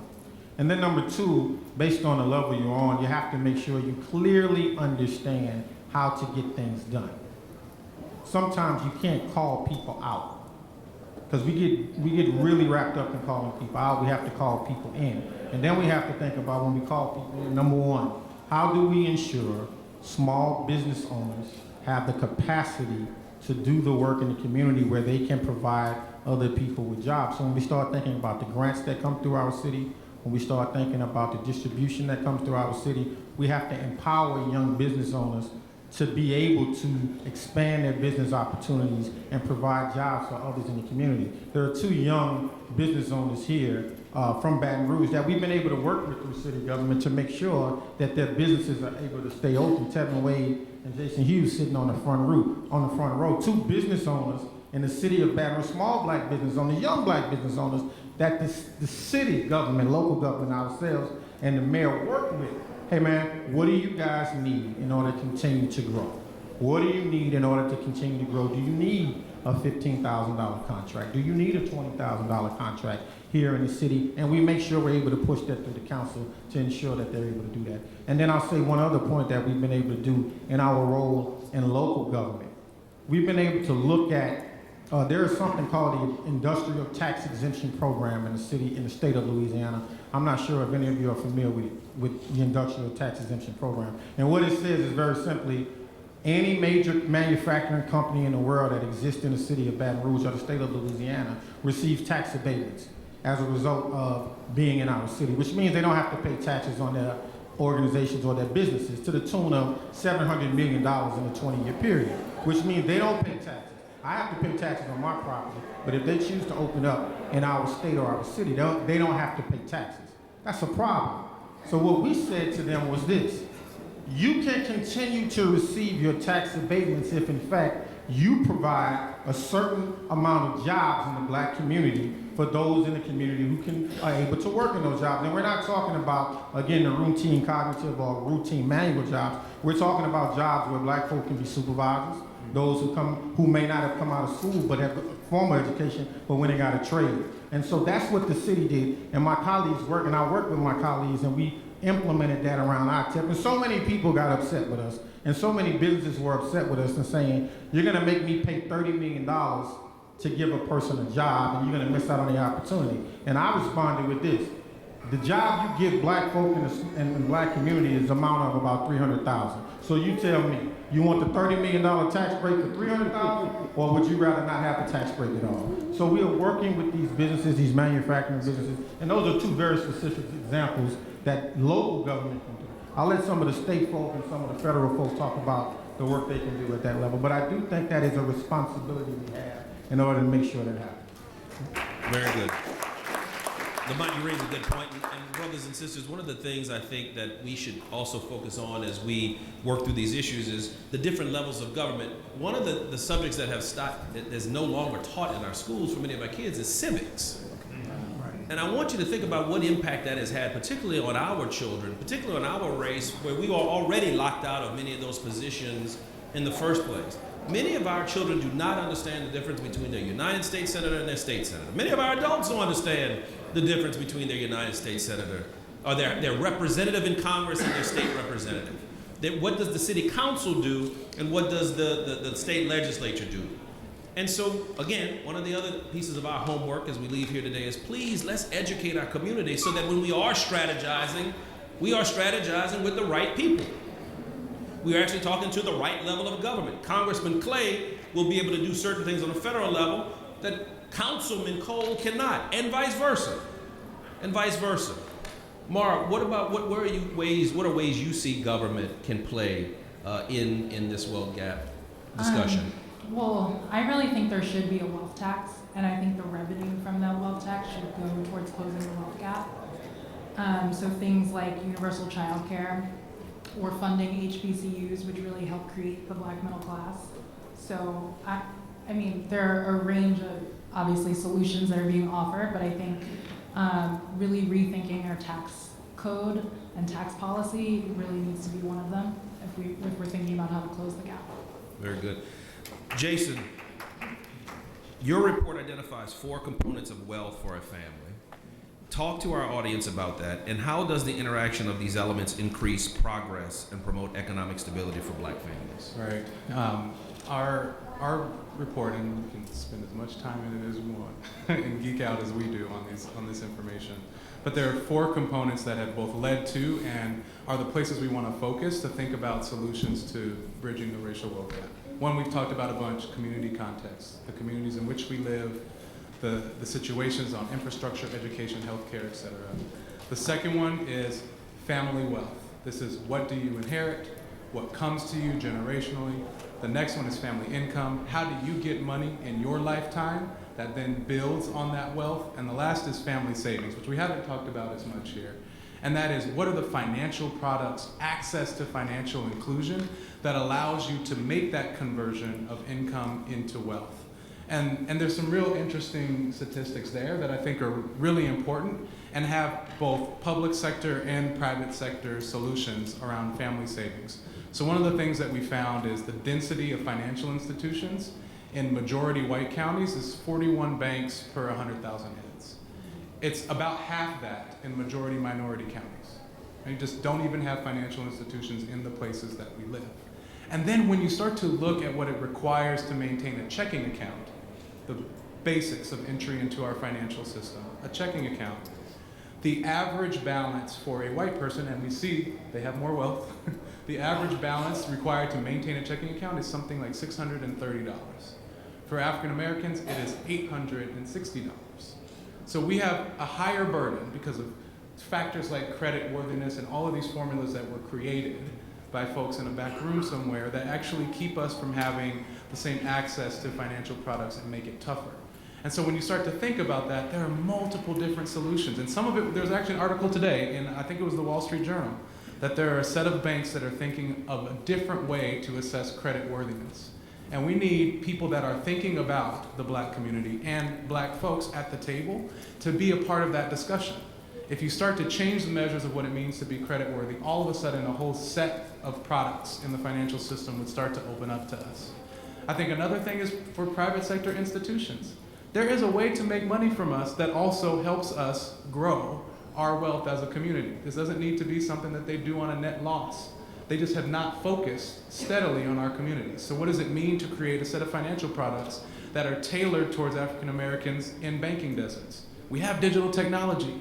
All of our kids, our teenagers, they know how to work apps on their phones. That is the way that banking is happening now. It is very easy and simple for a bank or a private sector institution to think about how to access our community, provide the access to financial services that help grow our income over time, and still make a buck for them. And so I think that's why this is an interesting lever for me, and one that I think is really important to think about going forward when we think about solutions. Very good. All right, this is the topic I wanted to get to. This is the topic, if you're weak or scary, this is the time for you to leave. I'm giving you a couple of minutes. If you're not woke, or you're delirious, this is the time to go. I'm joking. Professor Darity, in your article, The Case of the Missing Black Bourgeoisie in America, you state that reparations is the authentic path toward racial justice and authentic closure of the economic distance between black and white America. Why do you conclude this? Well, let me start by saying that there's a significant amount of material on reparations that's available on the Black ADOS Caucus website, and I urge people to turn to that. And I'd also like to thank Jean Cornelius Barnett and the team that's with her today for the work that they've done on that website. It's really, really a gorgeous website, and you should try to take advantage of some of the material that's there. And in that website, there is an effort to talk about how we might actually execute a reparations program and why it is so essential. I think I started my first set of remarks today by mentioning the fact that black Americans own about 2.6% of the nation's wealth, but constitute 13 to 14% of the nation's population.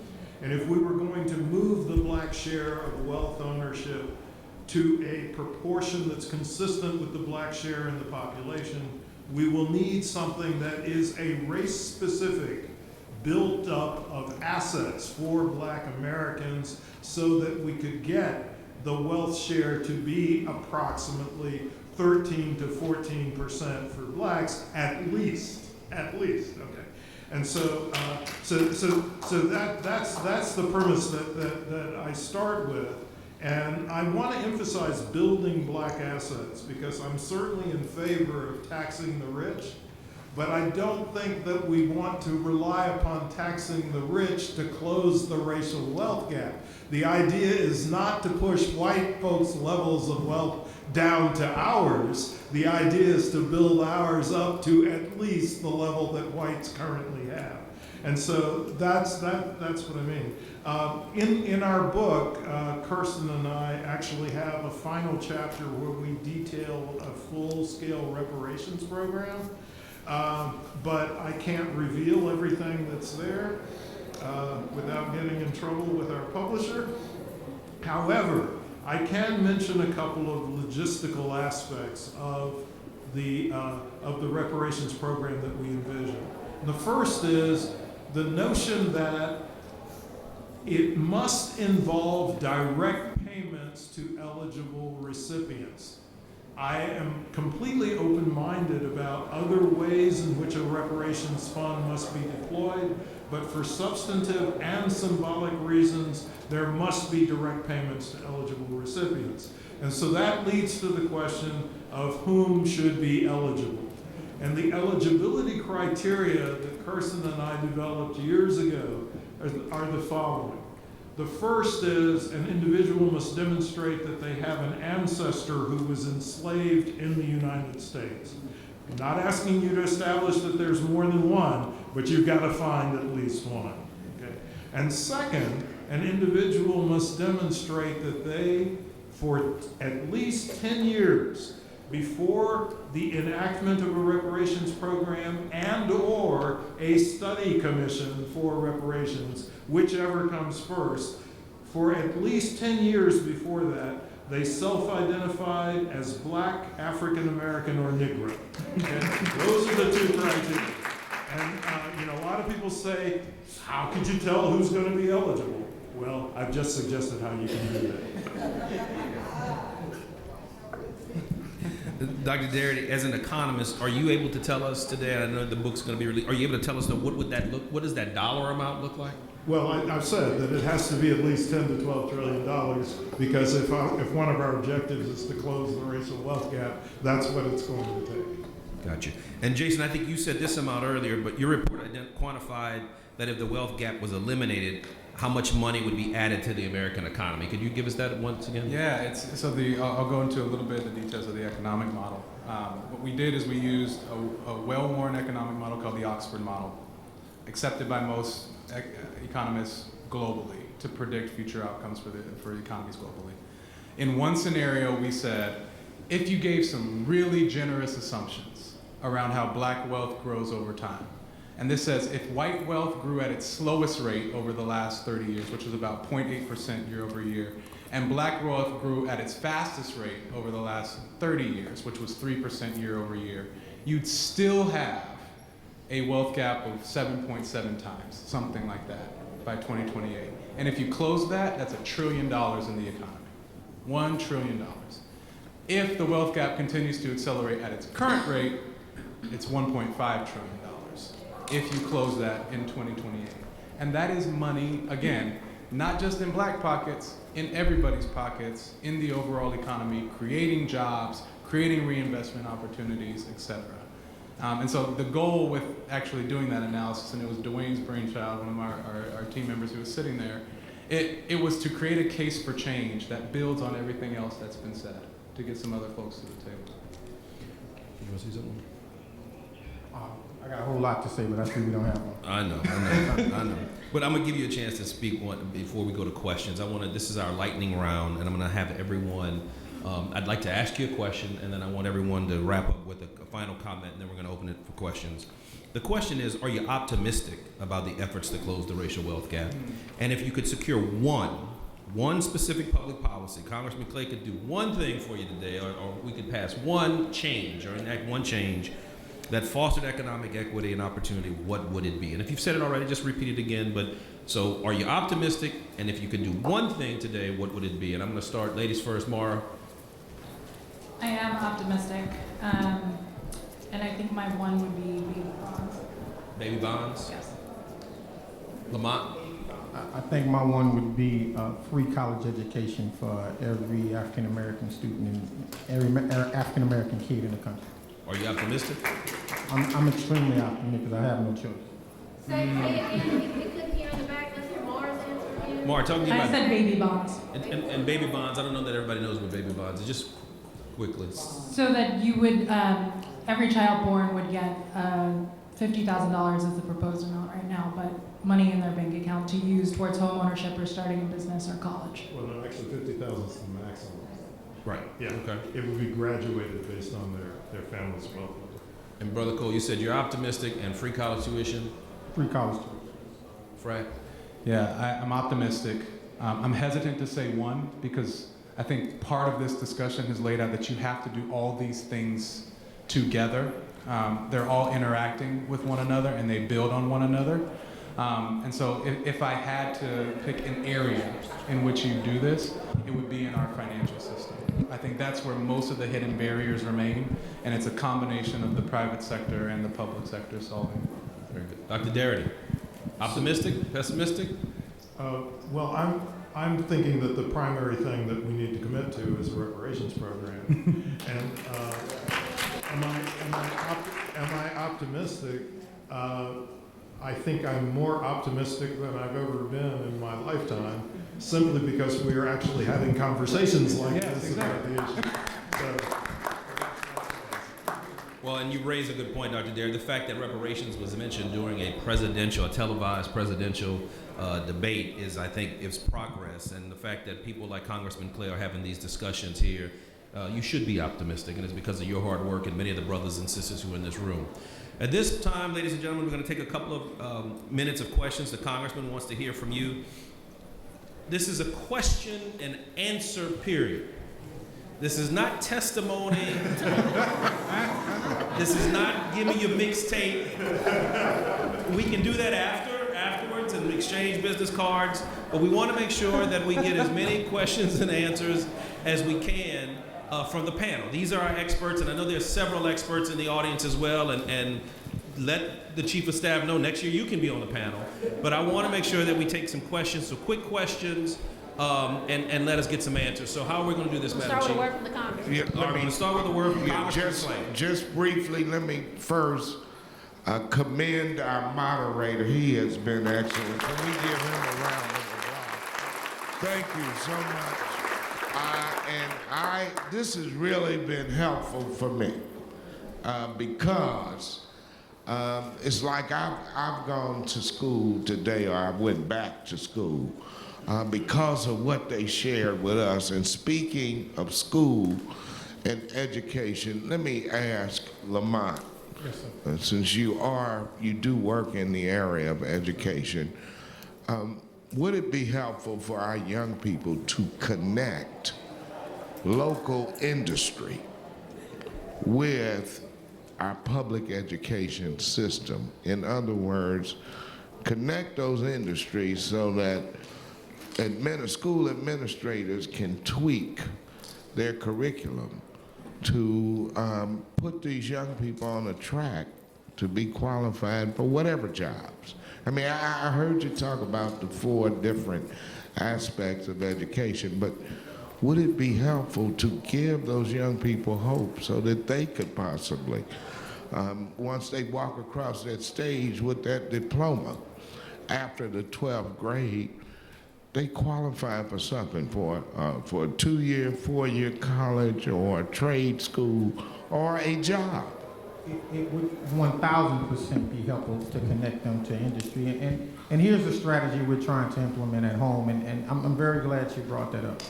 We have a business owner sitting on the front row by the name of Jason Hughes, who owns an automotive company in the city of Baton Rouge, right? He paints cars, he does auto work if people have an accident. And what we got Jason to do, or let me rephrase that, what I got him to do after he asked to do it, was to come in for an hour and a half a day and teach a course called Automotive Technology, because his business is right around the corner from the school. And he volunteers and does it for free. He comes in every day for an hour and a half.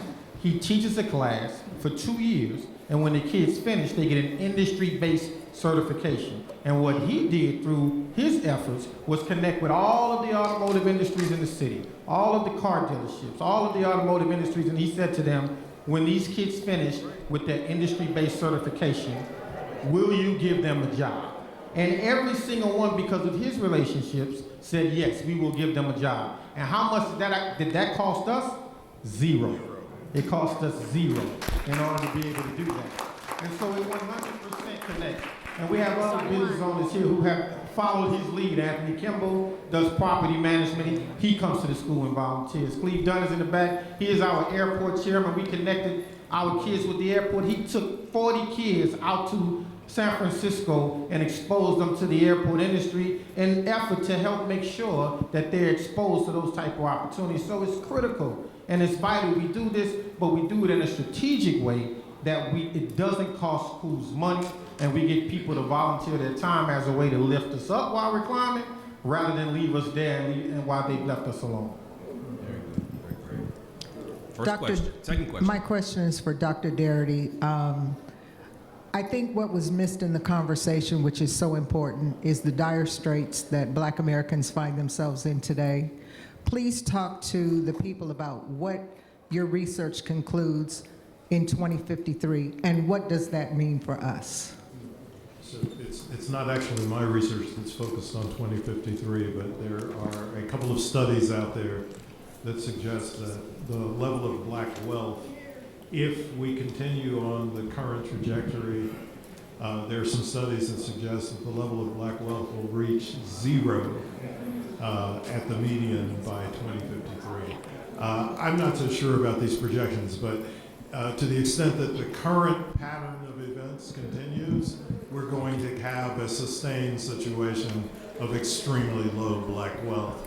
And as a consequence, we're going to have a situation in which large portions of our community are going to be subjected to relatively desperate conditions. So, we've got to act, and we've got to act in a major way.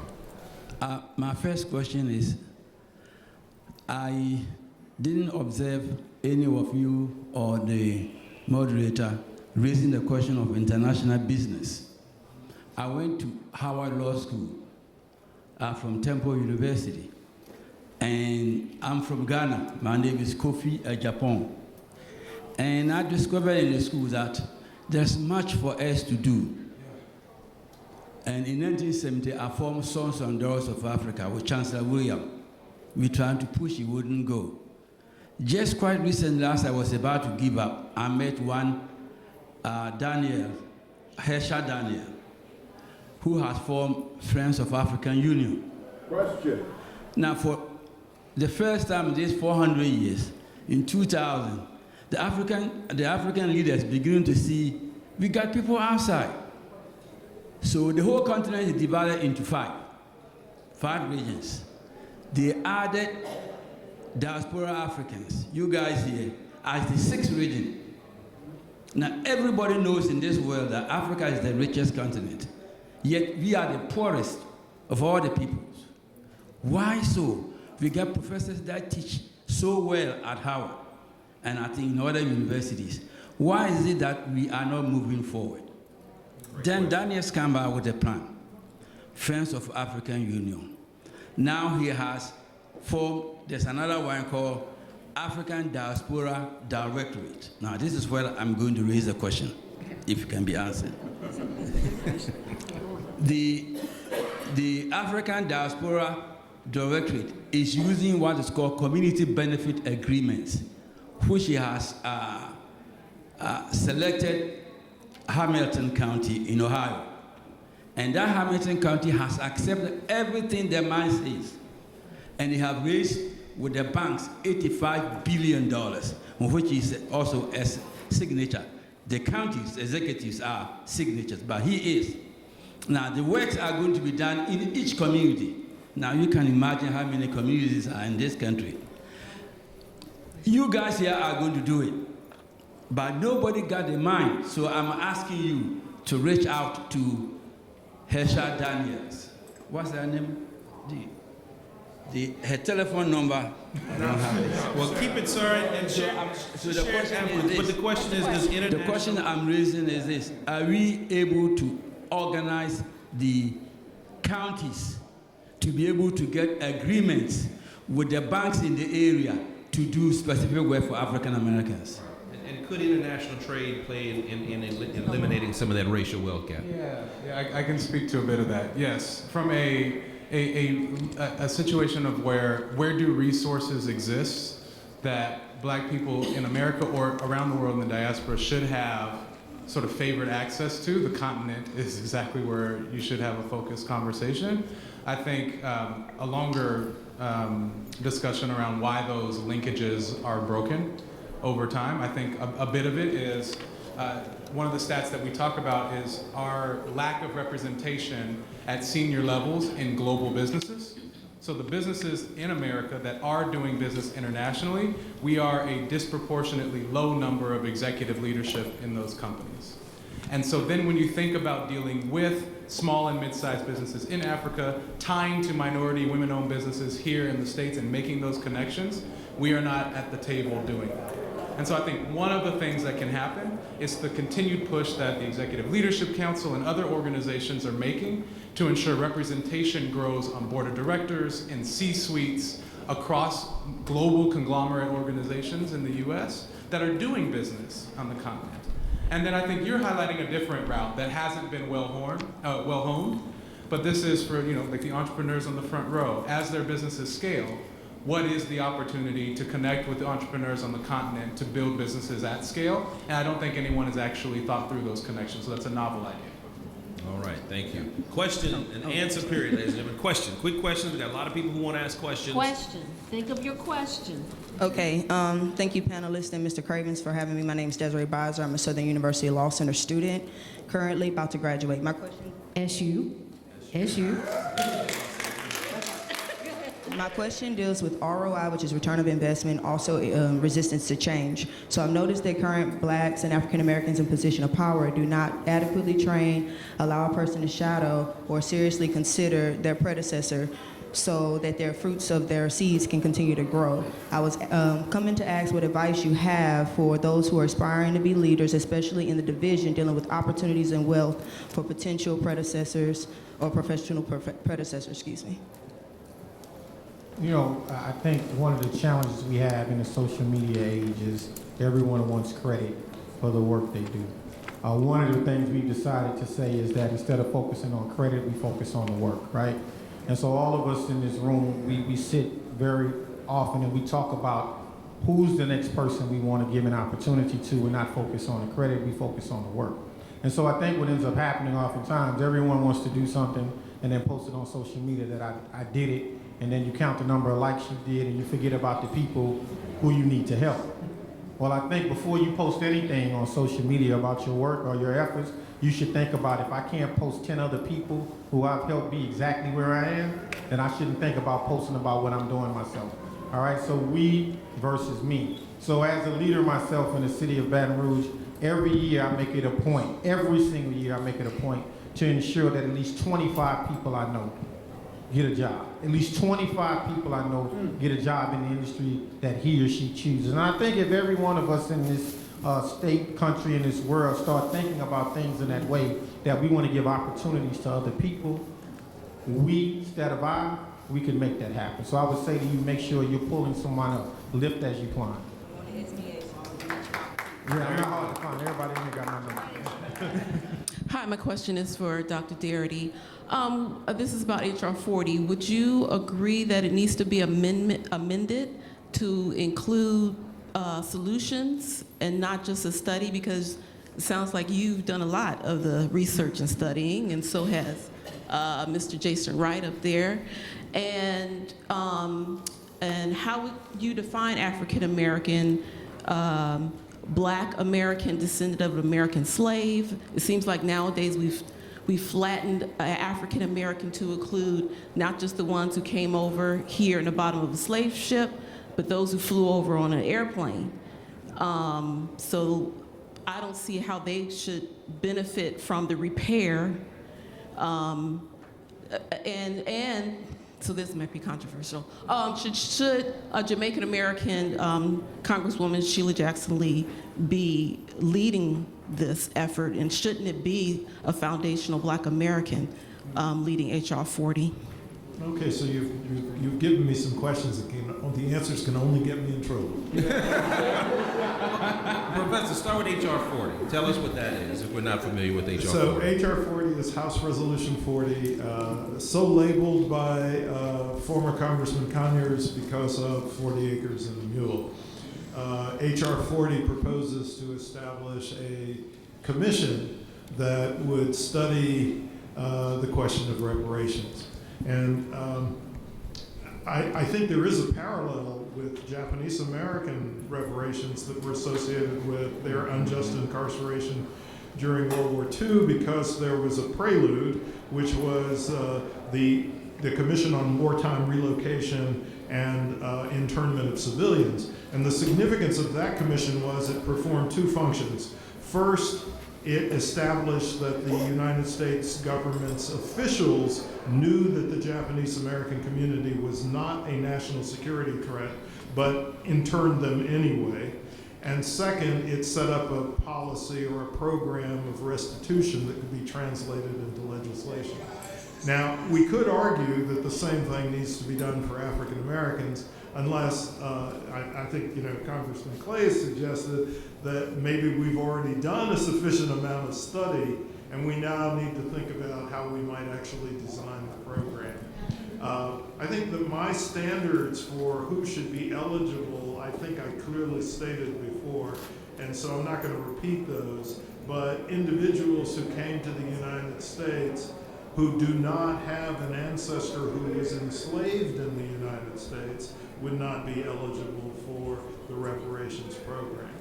Your two standards, Professor, you have to meet both standards. You have to meet both and I think standards. maybe that's why the question, maybe some people thought it was an and or. No, it was an or. It's both. It's both. You have to meet both of the parameters. Yes, sir. Okay. Very good. Yes, And ma'am. I'll sum it. Thank you.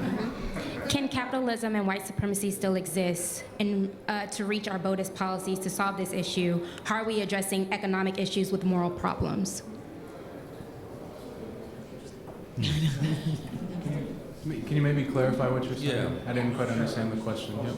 Can capitalism and white supremacy still exist while reaching reparations and all these things to reach the goal that we want to? And how are we addressing economic issues with moral issues as well? Okay. Good question. All right. Yeah, that's clear. Sometimes you have to repeat for. That's just deep. Yeah. That's deep. Very deep. It's a very deep question. I mean, well, Black people built capitalism in America, so I feel like it will continue to exist. White supremacy, no, but I think I took a course in graduate school called The Literature of Capitalism, and there was not one book by a Black author, and it didn't discuss slavery at all. So I think, that we have to dismantle the notion that Black people didn't build capitalism in America, because we did. Yeah, I don't think that there's any intrinsic consistency or inconsistency between a reparations program and whether or not you have a capitalistic system.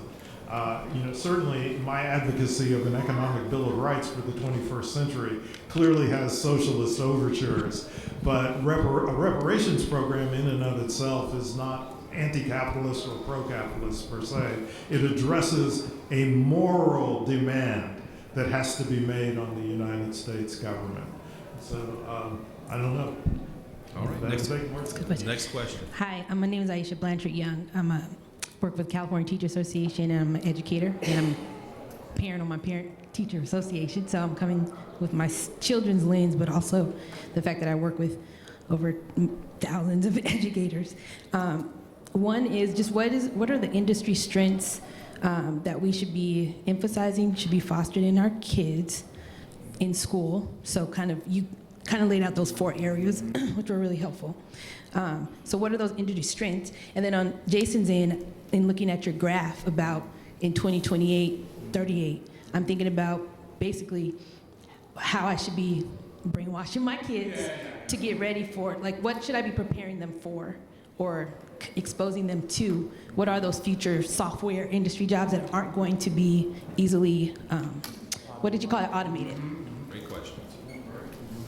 Well, I'll start very simply. In addition to the 4 things I mentioned, I do think we don't place enough emphasis on the opportunities in agriculture and our school systems around the country. And so I think there has to be a real effort around educating children on the opportunities that exist in agriculture, both nationally and internationally. I think it's a field that we miss out on oftentimes. In addition to that, to your point earlier, the field of agriculture provides so much research and funding, and for HBCUs in this country, it is absolutely ridiculous. And so I think if we start educating our children around agriculture, we'll see opportunities expand in terms of what they're able to do when they leave school.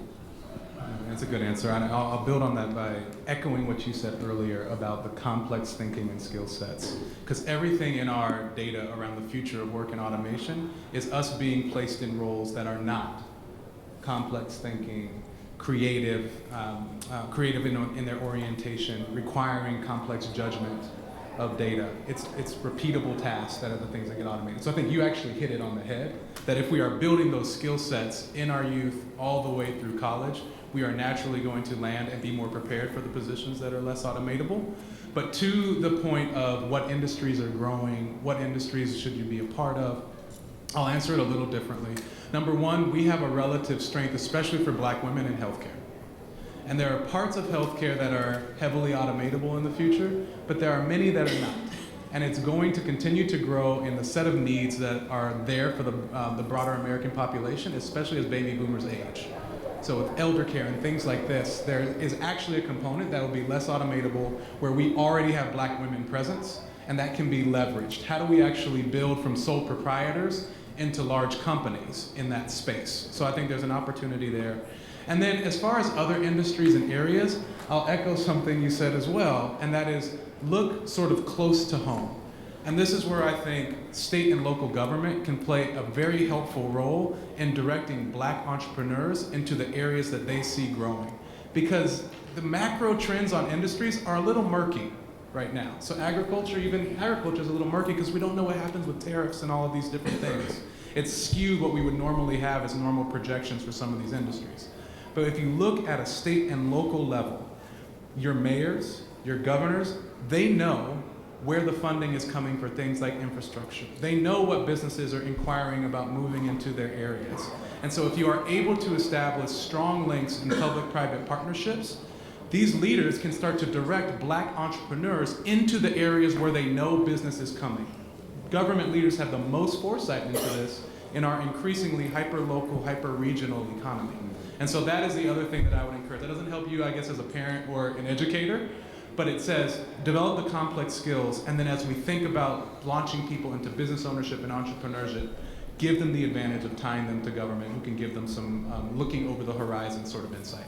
So I think we're only going to have time for 2 more questions. There's another panel right after us at 3:30, another great panel. So I apologize to some of you standing in the back.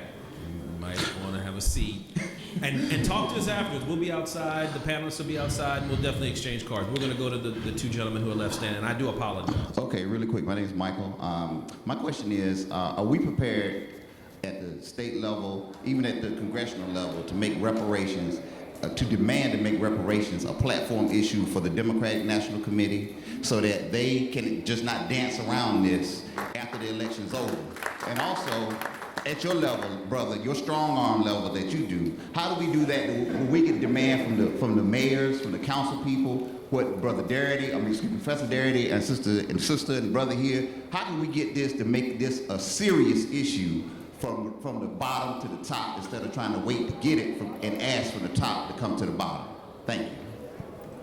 Is that good enough? That was good. Oh yeah, I want your answer, sir.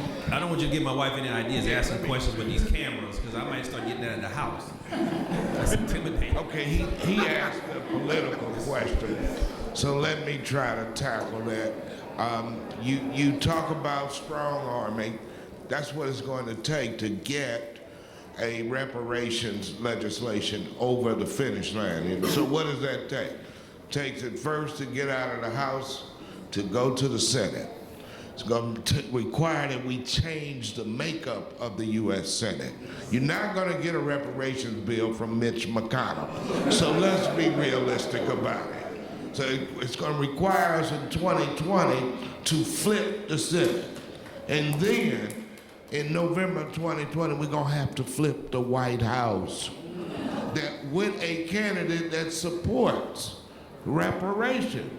So let's be realistic. Let's not try to come in here with a field of dreams, because it's not going to happen like that. And it's not about proportional representation or anything else. It's about raw political power. And that's what it's going to take to get it. Last question, final question. Thank you, Congressman. I want to thank all of you for being here. This has been great. My name is Shiva. I work on early education policy for the Center for Law and Social Policy. And I noticed unionization hasn't been talked about today, and I wanted to ask all of you what you think the role of unions and unionization plays, and if they're an important part of closing the racial wealth gap, who can help make that happen, whether that's governments, whether that's local level, or private sector folks. Great question. Great question. Who would like to address that? The role of unions.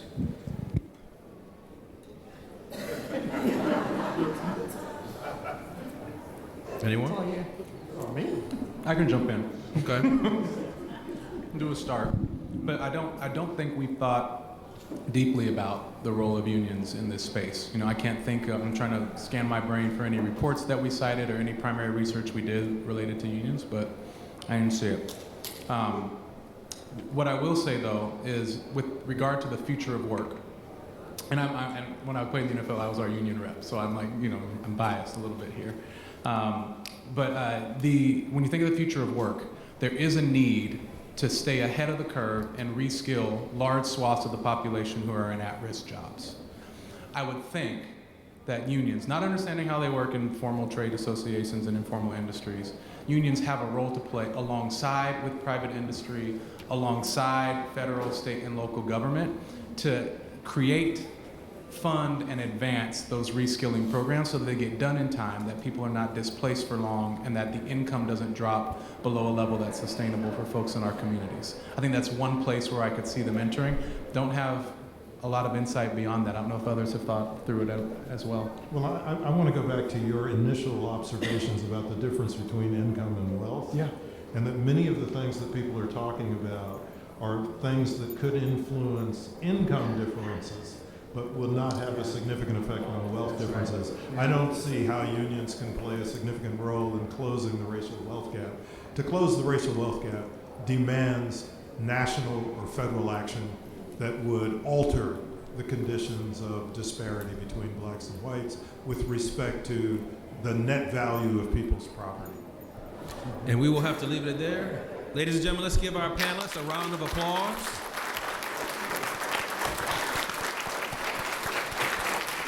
And once again, let's give our Congressman, Lacey Clay, a round of applause. And his lovely wife, Ms. Pat